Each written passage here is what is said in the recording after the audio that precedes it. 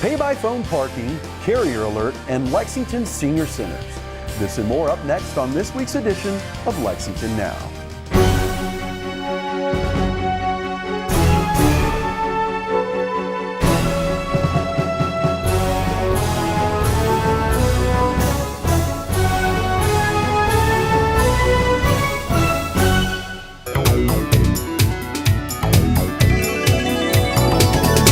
I'm Neil Noah, and this is Lexington Now.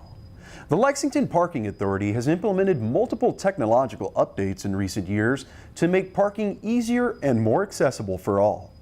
Gary Means talks about one of the newer features. Hi, my name is Gary Means. I'm the Executive Director with the Lexington Parking Authority. Today I want to talk to you about a feature that might help folks with disabilities as they're parking downtown. Now, the parking meter system consists of about 1,200 metered spaces, and we've got about 16 that you'll find are painted blue and are marked with disability markings. But you can feel free to park in any of the spaces, and the feature that I'm going to tell you about works at all of them. So at all of our meters, we have a feature called Pay by Phone, and this could work really great, especially when the weather's bad. You can download this free app called Pay by Phone to your phone, and then key in the meter that you're parked at. And you can find the number off the meter, usually right on the post or on the meter itself. And when you key in that meter, then you'll be asked how long you want to stay, put those minutes in, and then you're off and on your way. When you park at one of our blue meters, you get an extra 2 hours. So if you're in a 2-hour zone, you'll get 4 hours. But you can use this feature at any of our meters. A really cool thing about Pay by Phone is that when your time is about to expire, it'll give you a text message and you can just add time. So you don't have to feel like you got to run back out to your meter and add more time. That works great if your lunch meeting went a little over, or you had to wait on somebody to get to your appointment. So we feel like this is a great feature. If you have any questions about it, you can also call the Lex Park office at 231-7275. If you or a loved one lives alone, it can be a stressful thing to not know what to do in the event of emergency. There's always 911, but if you're unable to reach the phone, what do you do? That is where carrier alerts come in. Christy Stambaugh explains. My name is Christy Stambaugh. I'm the Director of Aging and Disability Services for the city, and I'm here to talk to you about the Carrier Alert program. The Carrier Alert is a collaboration between the United States Postal Service and us, the City of Lexington, and we are the only community in Kentucky that offers the Carrier Alert program. The Carrier Alert program is an opportunity to provide for safety and security for individuals in our community who live alone. Maybe they're persons with disabilities, maybe it's a single mom with a young child, or maybe it's a person who's older. The idea is that the postal carriers are at everybody's residence every day, 6 days a week. So what happens is you enroll in the program, you give us some basic information, your name, your address, and a couple emergency contacts. That information stays in my office. Once I send the information to the post office, they will put a sticker in your mailbox. The sticker says Carrier Alert, and they make sure that it's inconspicuous so nobody can see that you're enrolled in a special program. If the mail carrier notices an unusual accumulation of mail, meaning more than 2 days, what they do is they contact their supervisor contacts my office, and then I contact you or your emergency contact. I gotta tell you that we have activated the alert on 13 occasions, and luckily all 13 times we've been able to find the person, maybe sometimes in the hospital, but everybody was safe. And that's what this program is about, is to provide for safety in our community. So if you'd like more information on the Carrier Alert, please contact my office at 859-278-6072. Christy also has some information about the great offerings at Lexington Senior Centers. My name is Christy Stambaugh. I'm the Director of Aging and Disability Services here in the City of Lexington. I wanted to tell you about the Lexington Senior Center located at 195 Life Lane. This is the large center. It's the newest. We've been open about 1.5 years now, and there's so much to do. If you are a Fayette County resident, 60 years or older, and looking for something to do Monday through Friday from 8 to 5, please join us at the Lexington Senior Center. We have art, we have music, we have recreation, we have lots of exercise classes, we have an equipped fitness room, we have lecture series, we have Spanish classes. Soon we'll be having some computer classes, so if you're dying to learn how to use the internet, how to type a letter on this new computer thing, please give us a call at 859-278-6072. In addition to those programs, we have 3 satellite centers. They are at the Bell House, at the Charles Young Center, and at the Black and Williams Center at the Elder Crafters program. These are largely part-time centers, but they offer many of the same things. There's chair yoga, there's line dancing, there's fall prevention classes, there's arts and crafts. And at the Charles Young Center, you could learn how to use your tablet or your smart device. And each of those centers can be found on our website, which is lexingtonky.gov/aging, AGING. When we come back, what exactly is paramedicine?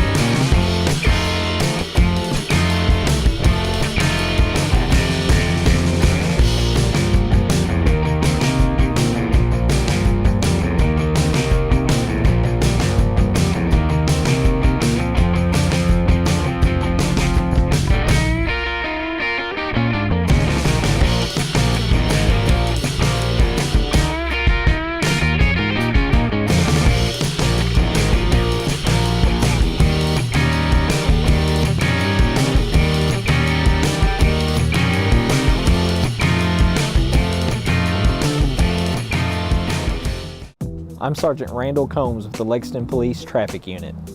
Accessible parking is a valuable and necessary resource for people with disabilities, and that includes the striped area next to accessible parking spots. These are access aisles, and it is illegal to park here, even if you have an accessible parking permit. Access aisles are necessary for me to get into my vehicle. They are there because many of us need that space to use our ramps or to transfer into a wheelchair. It's frustrating when a car is parked in the access aisle because I don't have room to get into my van. Police and LexPark are writing tickets when they see vehicles parked in an access aisle, and the fine is $250. Know where and where not to park. Keep the access aisles clear. Thank you and drive safe.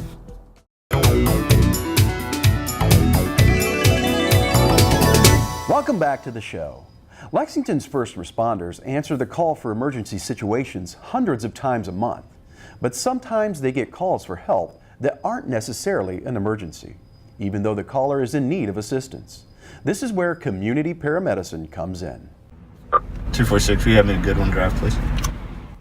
Lexington firefighters Patrick Branham and Seth Lockard are headed to a drug overdose. Sir, 1135.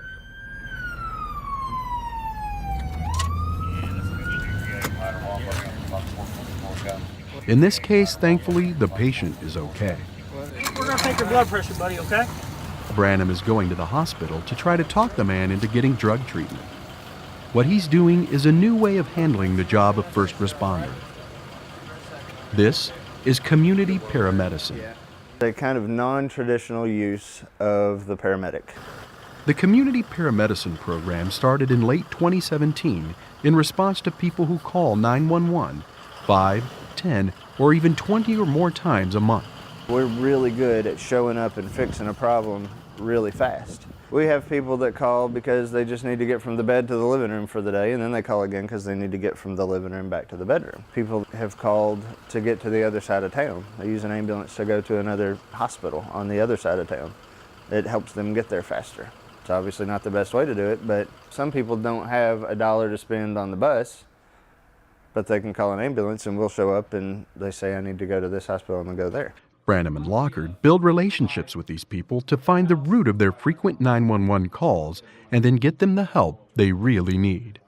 If we look at a person that calls 911 because they need to go to the hospital for different illnesses, then we can more specifically address that illness and find out if we need long-term care, if we need rehab for a little while. Just finding a more specific resource. Can you not make it to the doctor, so you need the doctor to come to you? Can you not keep up with your medicine? So if a pharmacist puts together that medication and brings it to your home in like a day minder, then now maybe you can be more compliant with your medicine. Maybe it's just too much at once to figure out. In just a few short months, the pair have collected dozens of stories about how they have helped change lives. So we run across a family, and you know, hardworking, but definitely you know, down in the dumps, if you will, by no fault of their own. And mom works full time in the evenings, and because they're homeless, what actually happens is the family goes to one of the homeless shelters that'll take, you know, the mom and child, and then dad ventures off to another shelter, or sometimes sleeps on the street. And by getting involved with them and having conversations with them, we've been able to connect them with some resources that have now put them on short lists to try to get them more stable family housing, which is not very prevalent in this community. However, they were helping them try to get more stable housing, and that they can be together as opposed to being separated, you know, in different shelters. Many of their days are spent at local shelters building relationships. Let's head to the shelter. We were at the shelter, and a lady said, "There's somebody over here, and I think she needs some attention. She needs your all's help, and we're going to call an ambulance." So we ran over there to see how she was, what was wrong, and I was able to sit down and talk to her a little bit and say, "Come on, just be honest with me. What's up?" And she said, "Well, I can't get into the shelter. I have a dog, and the dog alerts people when I have seizures, and I need her to be with me." And regardless of why she has the dog, that was her that was her person. That was her companion. That was who she needed. And she couldn't take the dog in the shelter because it hadn't had its shots. That's the only thing keeping this lady from getting in the shelter. She's not going to part with her. So we were able to make a few phone calls because obviously the need is shots. So the dog just needed shots. We were able to make a few phone calls, and a veterinarian came out with a bag of food, all the vaccines the dog needed, and everything, and took care of that. And that night she was in housing and in the shelter, and we were also able then to help work with them to get her into long-term housing. She had some medical issues. She had a few things going on, and then she didn't have a need to go to a hospital to stay warm. She didn't have, you know, we addressed the specific need that she had. The two say this community paramedicine approach to first responding is exactly why they became firefighters in the first place. I've been doing this a long time. I've been doing it here in Lexington for the last 11 and a half years. And I enjoy taking care of the people that I guess can't take care of themselves and solving their problems. During school hours, there's plenty to keep young minds and hands busy, but once the bell rings, it can be a challenge keeping young students away from trouble. A unique after-school program at Deep Springs Elementary is designed to engage students, both mentally and physically. It is an after-school golf program that we started 2 years ago. We decided to just invest in our kids in a unique way. A lot of our students, being a Title I school, have not really had the opportunity when it comes to sports to experience something like golf. And we wanted to make sure that they were getting to experience something that was a little different, that got them out of the house, that worked on some teamwork skills, that worked on just etiquette, and that concentration piece, but then also having fun and getting outside. And so that was a big part of just us thinking like golf would be a great opportunity. Me and then also Mr. Tyson, our PE teacher, kind of started off with just 11 kids last year. He was really responsible for helping get the golf sets then from the Kiwanis Club. And then it went so well last year, kids were having a great time, that when we redid it this year, now we have 24 kids that are doing the program. We really felt as though just being teachers, especially with our demographic of students, sometimes they're looking for a little bit more than a teacher. They're looking for a mentor. They're looking for someone who's going to invest in them outside of the classroom and really spend one-on-one quality time. And golf really allows you to do that because it's a lot of individual instruction, spending time working with a student on a specific skill, and getting to see the joy and reward when they finally do make contact, because it's not easy. So when they finally do make contact, and so that's just the best. And they feel that. I think the kids notice that you're investing in them and trying to do something fun that's outside the norm. A lot of them, the first time that we went last year to a driving range at Manowar, they had never seen pressed grass before, some of them. So it was a unique experience just in that it was just, what is this? And so we got to talk about that and experience that. So that was a lot of fun for them as well. Really just started out just within our school. Curtis in the Parks Department, Curtis Mitchell, he had actually been our golf pro last year when we went to Manowar. And then we kind of partnered with him this year as his role has expanded into the Parks Department itself. And then City Council heard about what we're doing. And the community really has just come alive with it, with just donations. Athens Golf Complex, which is a driving range out Richmond Road, they have donated their facility twice for us to go and hit for free. They gave the kids free golf balls. Like, it just really blew up into what started as our school. Now the Parks Department and Curtis has also thought about maybe how can we get this into other schools and just make this opportunity not just about Deep Springs, but about more kids in the Lexington community.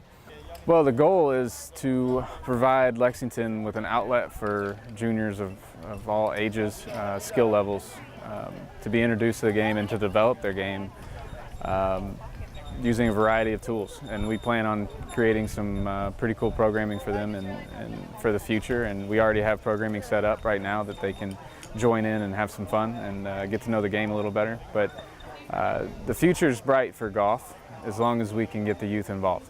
We're providing Meadowbrook Golf Course, which is a great asset for juniors and beginners of all ages, really. So it allows them to come out here, hit some balls at a par 3 course, so it's not as big and intimidating as some of our other courses could be to them. So it gives them an opportunity to kind of get started with the game and comfortable and get to know it a little better.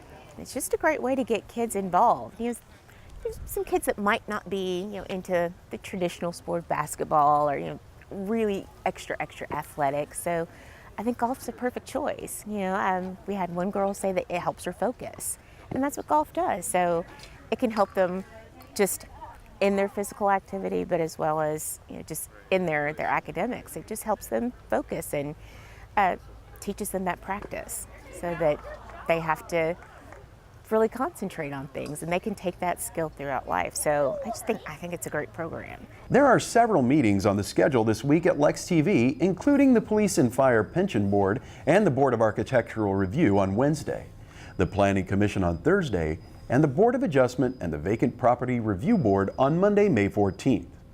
All these meetings are live, and you can catch other programming right here on Channel 185 or on our live stream, and find any televised meeting archived at lexingtonky.gov/LexTV, or find our other programming on our YouTube channel at LexTV. That's all for this edition of Lexington Now. Keep up with us all week long on Twitter, Facebook, and YouTube. And check out the latest traffic updates on Twitter at our handle @LexRex. Or get a bird's eye view on our live traffic cams on the city's website, lexingtonky.gov. For the staff and producers at Lex TV, I'm Neil Noah, and that's it for now.